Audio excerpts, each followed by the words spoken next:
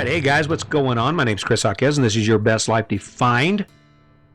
Are you doing it yet? Are you rocking your life? Are you waking up energized because you took some advice some guy you don't know gave you about how it's more important for you to do things that inspire you because it adds fuel to your tank? You doing that yet?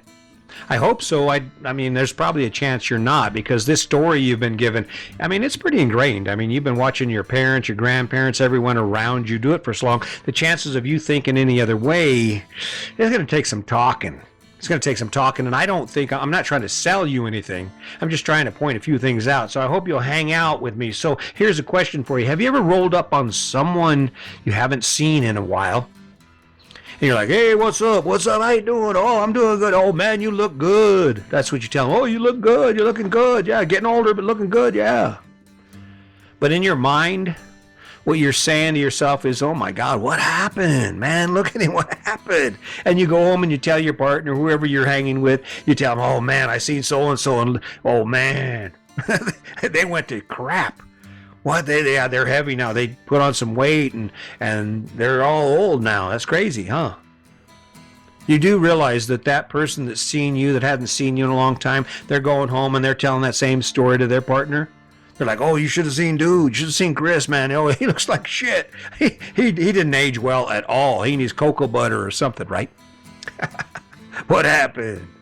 That's why I work out. I'm doing my best, and granted, I am a mess right now. I'm carrying a little more weight than I should, and I just, you get older and your frame changes, and like Sandy and I talk, we walk about 3 days a week, and we walk and talk, and usually we do about 6 miles. And we're talking about all the time we spend working out and trying to stay in shape and eating healthy, and it's like, if I were to do as much as I do now when I was 30, I would have been a stud. I would have been 0 body fat or something like that, because our average day, we walk 6 miles a day. I'll do the calisthenics I do on average of probably 125 pull-ups a day. I'll do 300 push-ups. I do like at least that many air squats or walking lunges. I'll do burpees and we're just working all the time. In fact, most days we don't actually get done working out and doing our list of things we need to do every day until after 1 o'clock. I don't know how the hell we managed to get anything done when we was working, because now granted, our evenings are free. 1 o'clock, we got the whole day, the whole rest of the day till the next morning if we want. But it's funny how we change, and when you look at how you've changed, the problem that I see when we talk about living our best life is that oftentimes the change is so gradual. It's one day at a time. And before you know it, 10 years have gone by, and you look back at your life and you're like, what the hell? What happened, man? What happened to our relationship? What happened to our finances? What happened to all those things that used to inspire us that we never dreamed we would give up? That's a question you should ask yourself, because that's the foundation of what living your best life is. If you don't want to be honest about it, if you want to hide behind the fact that you just don't have the energy to affect change in your life, to go after anything more than you're doing right now, I get that. This story is obviously not for everyone. There are some people who are going to say, hey, screw it. I'm doing what I'm doing. That's good enough.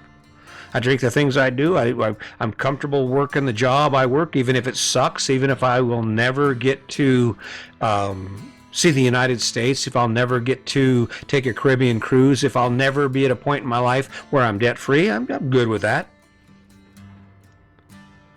But I think there's a smaller segment of the population, especially now when we come off of COVID-19, that are starting to ask some serious questions about why we are where we're at. And given the volatility of it, and given the reality that apparently there's no predictability in life, obviously we can't plan for the future, because no one had masks when we started this thing about 6-8 months ago, right? If you ask yourself a question, what happened? You take a look at any segment of your life, your physical fitness, your physical health, your attitude, There's a time, if you think back, when you wake up every day excited, and it didn't even matter if you had a bunch of shitty stuff to do. You were still just energized because amid that crappy stuff, there were moments that you just truly loved, that you were inspired because you were still going someplace. There was still something to learn, something to do, something to be excited about, something to want that extends beyond going to Walmart and spending $100 on crap. Right? And what happened? Do you know what happened? I do. This is the problem. Most people can't quite figure out what happened. I mean, I don't know anyone who doesn't want a great relationship. I know a lot of people who look at Sandy and I, my wife and I's relationship, and they think, wow, that's crazy. Well, we have the best relationship of our life, and you know why that happened was because we asked ourselves back when it was ugly, back when things weren't as great as they are now, we said, ask ourselves, what happened?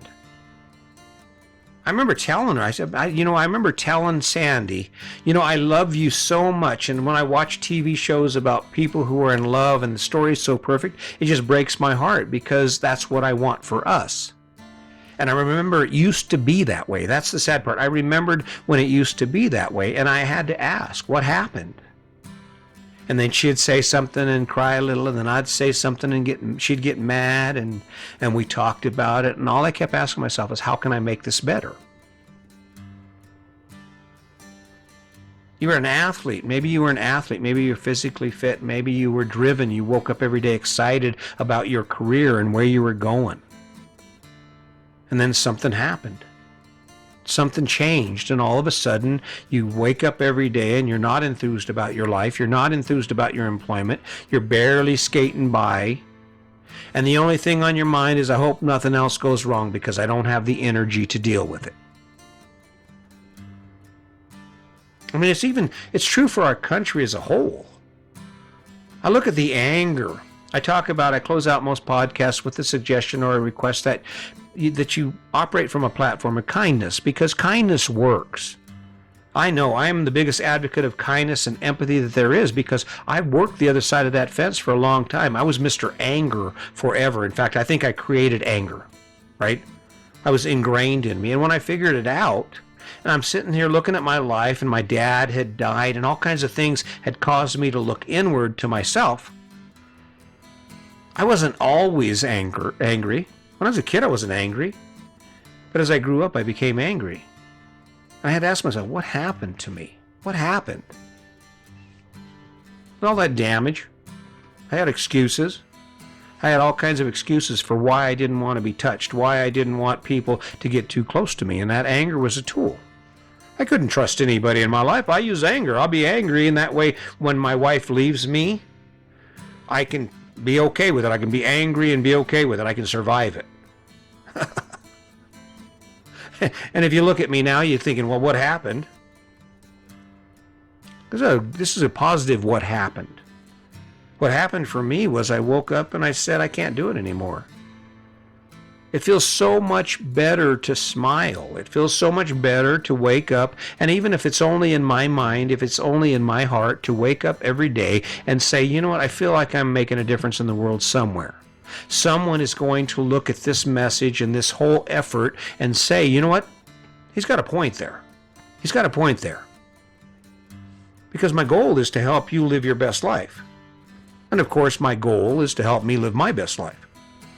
This is my training ground to make sure I don't screw things up in my own life. When I have a conversation with you about my relationship and about the things I can do to make my relationship better, when I get done having this conversation with you, guess what I do? I go ahead and apply those things to my relationship. Patience is the big thing for me right now. I'm patient. And I'm a good listener. I don't know if my wife has noticed. I hope she has. I think she has. But I fold my hands. There was a time when my wife would walk up to me and I'd be on the computer, because I've always been a computer dude. Computer, I'll be typing away and I just keep typing and she's talking. And then one day I realized, because she told me, she goes, look at me and listen to me when I'm talking to you. It's important to me. So I said, okay, I'll try that. So every time she walks up to me now, no matter what I'm doing, I stop, I fold my hands in my lap, and I look at her, and I intently listen to everything she says. And you know what? I haven't been disappointed. She's a pretty interesting gal. She has a lot of stories. She's really smart. And what happened?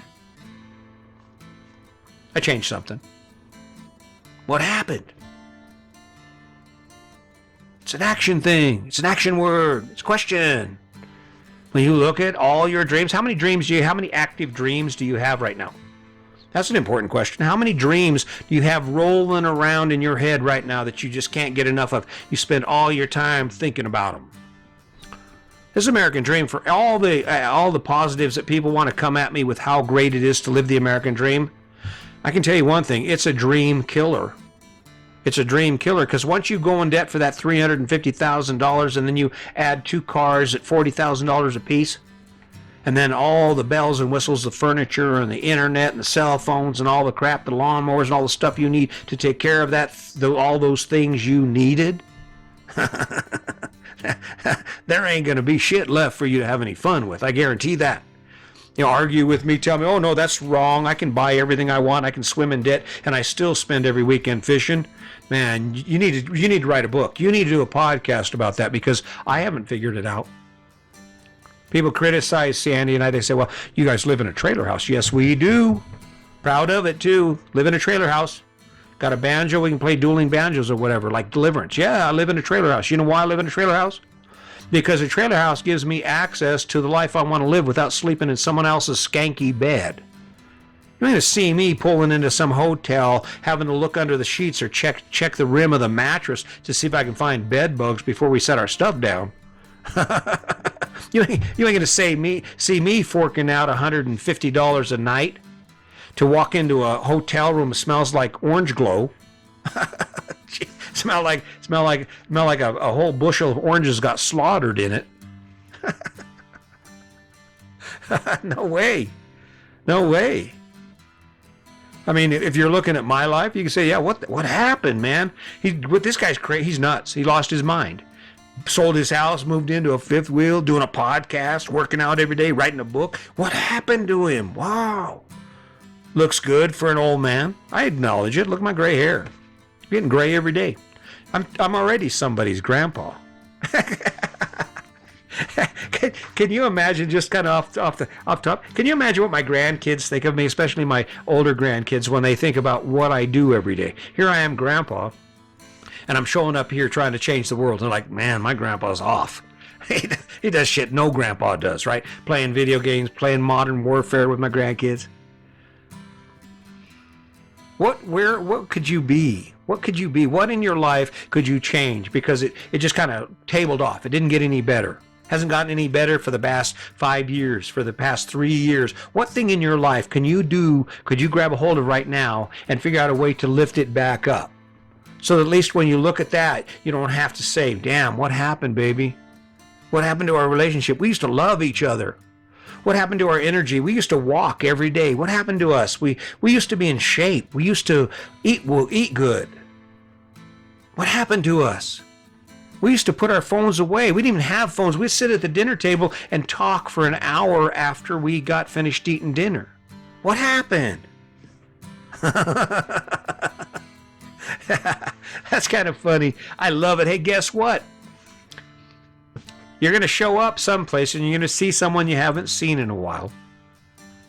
And in your minds, in both of your minds, while you're going to say, hey, dude, you look good. Yeah, you're getting old. Yeah, you too. You're both going to walk away with the same question. You both walk away shaking your head going, damn, dude. Man, what happened to you? Don't worry about it. Don't worry about it. Guess what? Today's your day. Today be the day that you decide, okay, I'm going to stop just listening. I'm going to stop thinking this guy's crazy. And I'm actually going to take an inventory of my life. And I'm going to start picking one or two things. I'm going to pick one or two things that I need to make better, that I need to be better at. I need to do because it gives me access to things I love to do and haven't done in years. That's what I'm asking from you. That's what I would like to see from you. Can I make you do it? No, I cannot. I can continue to show up here, share my stories, be as boring as hell as I am, or whatever you see, because I don't see it. And eventually, and hopefully, eventually, what you're going to do is you're going to say, okay, I'm done being overweight. I'm done being unhealthy. I'm done being mean. I'm going to learn something about something I don't know, and I'm going to make my life better. So keep that in mind. I really appreciate you showing up. If you want to go over to my YouTube channel, check it out. It's the same story. I don't do all kinds of crazy ass animations and try and do things to attract your attention. This is a story that you can mine just like you'd read a book. Is it self-help? I certainly hope so, because it's helping me. So keep watching. You get to watch, if you stick around, you get to watch those videos. If you go check it out, you can look at the first video and then go clear to the last one, the latest one I've published, and you'll see a transition because the clock isn't stopping. It isn't stopping for me, and it certainly isn't stopping for you. So maybe it's time for you to start living your best life. Keep that in mind. Take some action on it. And as always, just remember, today's your day. Make it a good one.